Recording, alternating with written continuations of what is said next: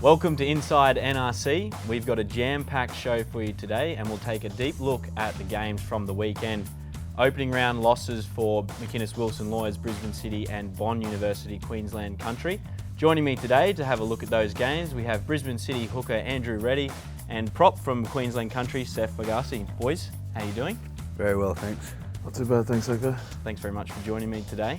Reddy, so unfortunately the streak is over for Brisbane City. It was a pretty tough game, a 10-point loss to New South Wales Country. Really physical game, that one. Yeah, absolutely. We spoke about that during the week as well. Like, we know the NRC is quick. It's a lot of running rugby, but we wanted to bring that physicality, that defence, like Super Rugby, into our team. Turning point during the game for mine, right on half time, you guys were down 8-6. You've gone to the right-hand side and New South Wales Country's intercepted and scored, giving them a 10-point, 16-6 lead right on half-time. Could have potentially been a try for City down the other end. That seemed like where the game really changed. Yeah, definitely, and we spoke about that as well before those phase of play. We wanted to keep going. We didn't care how long it would take us to score that try, but we wanted to get it. And unfortunately, the intercept try, and no one could chase that guy down. We know this competition is about unearthing the next stars of Australian rugby and Queensland rugby in particular. In a beaten side, I thought Jake Strawn and Moses Sorovi, the halves combination, was really, really positive on the weekend. Jake Strawn copped a massive hit early on, but he got up and he played on, scored a try, and Sorovi was probing all day. Yeah. Jake's a tough little fella, clearly. Moses is very nippy and he gets around the field and he's always a danger, a constant threat to opposition. Looking at the game now, I'm sure you've had an opportunity to review it. What are the things you need to work on to improve for this weekend? Definitely our combinations through the 9, 10 and 12. They're both very young, but they've obviously got a lot to, I guess, learn from round one. And that experience, they're only ever going to get better. And our discipline, we sort of let ourselves down a bit there with 2 yellow cards, one from myself. But and our breakdown. We need to get more numbers to that breakdown, get more clean ball for Moe so the backs can run with it. The biggest question I think coming out of the weekend, Reddy, is Patoa Paraka, is he forming a Queen tribute band and he's going to head it up as Freddie Mercury? What's doing with that Mo? That's what I want to know. How come? I'm not too sure, and I don't really want to poke the bear. He's a big unit. And I just want to stay on his side, so I won't question him. I'll just let him do it. There's also rumours floating around that you're trying to get the part as the drummer, so I can understand you not want to say anything negative about the lead singer. Seth, obviously it was really tough on Sunday. The Canberra Vikings are a massive side. Their forward pack, there's a lot of Super Rugby experience in there, and they got some early dominance, put on some big hits. How was the feeling for you out there? We kind of expected them to have a very big pack, a lot of Super Rugby experience, and we talked about it during the week. We wanted to get there and go in there with a strong mind with our set piece and whatnot, and I think Canberra Vikings got that one over us on the weekend. What about the physicality in that game? There was plenty of big hits. I mean, early on, Tongan Thor, he bumped Robbie Abel with a huge hit. Isaiah Parisi, he put on a massive shot, and that was followed up by Phil Potgieter and Api Niobo, who shot out of the line. Did you feel like there was a lot of body contact out there? Yeah, there was definitely a lot. We went into it with the focus of trying to match Canberra's toughness with just by muscling up on the weekend, and I think Thori set the tone pretty early with that huge bump, as you mentioned, on Robbie Abel, and then with Parisi coming off the bench, it was awesome. He brought that enthusiasm and just reiterated what we wanted to go and do, which we kind of fell off in pieces, but I'm glad the guys that came off the bench really put their hand up and had a dig. Isaiah was someone who came on and he sparked a bit for country, yeah, along with Tom Banks, and Tom Banks got a double in the second half. He played quite well in a team that was soundly beaten. He also, along with Mac Mason, pulled off a try-saving tackle on Joe Powell. Does it give you confidence having a guy of Tom Banks' ability at the back? Oh yeah, definitely. I think this is Banks' second season, and I think for a guy that's only 22 still, just shows the youth in our team. And I think as this competition goes this year, as it goes on, we'll only get better.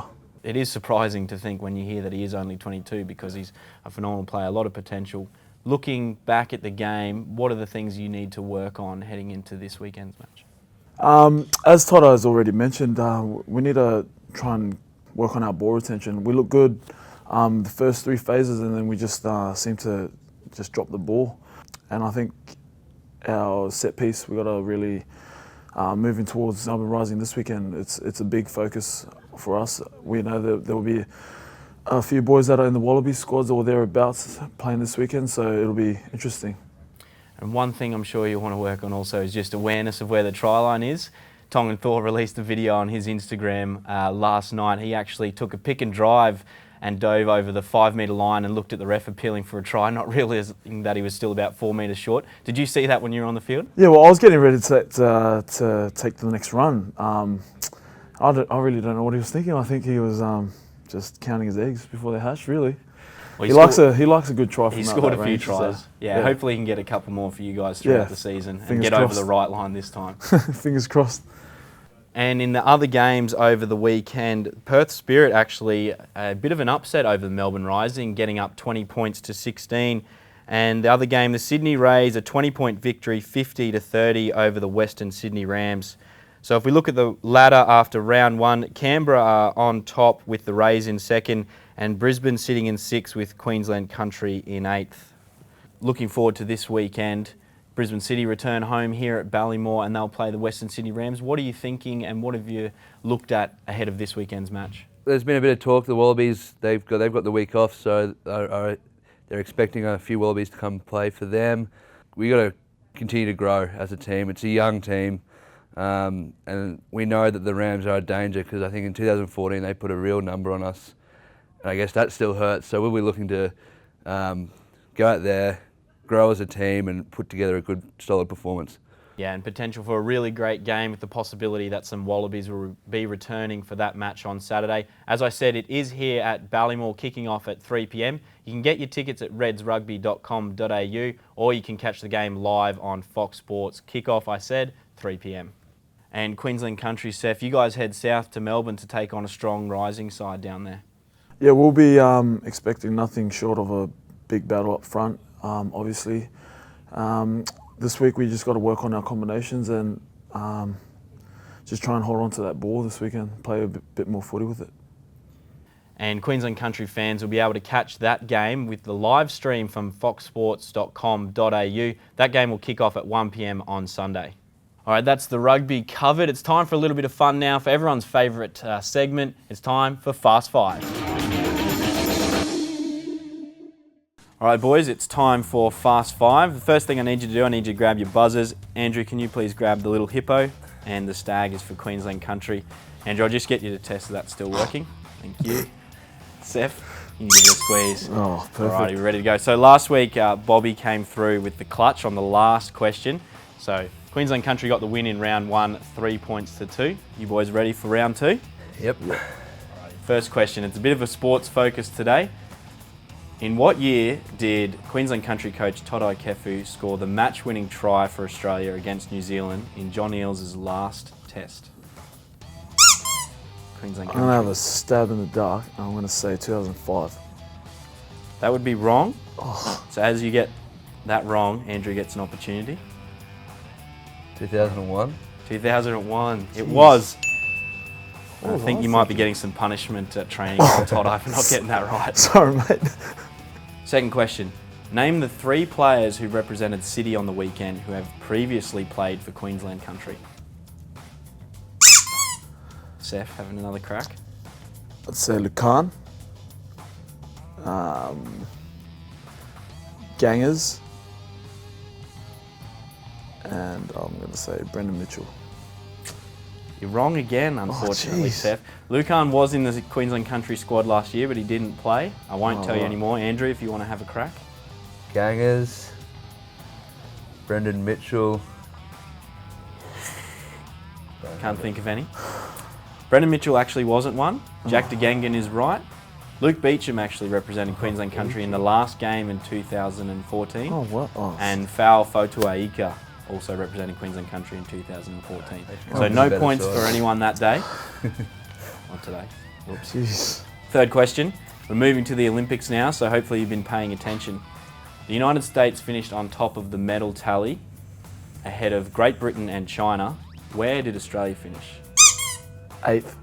Wrong again. Oh, Jeez. Having a real Barry today. 7th. Wrong. They finished 10th. Oh. I'm sure they'll be happy to hear you guys thought they finished higher though. Do I get points for answering the closest? You get no points. Fourth question.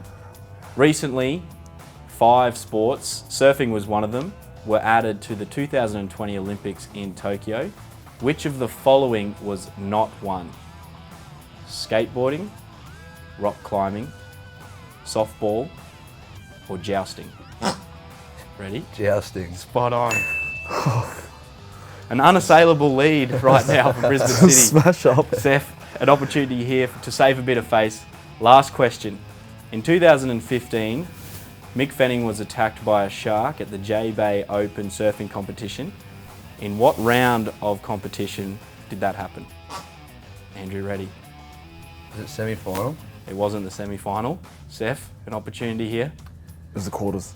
It was the final. Well done. Well done, Seth. So Seth, saving a little bit of face for Queensland country, but Brisbane City had already taken the win. Well done, Brisbane City. It's 1-1 in the Fast 5 competition now.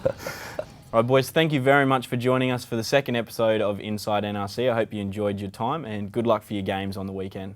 Thanks, Echo. Thank you. And thanks very much to you tuning in from home. Make sure you get down to Ballymore on Saturday to watch Brisbane City take on the Western Sydney Rams, kicking off at 3 p.m. As I said, you can get tickets at redsrugby.com.au. You can also get your favourite Brisbane City and Queensland Country merch at shop.redsrugby.com.au. And as I said, Queensland Country will play at 1 p.m. on Sunday, and you can catch the live stream at foxsports.com.au. And we'll be back next week with more Inside NRC.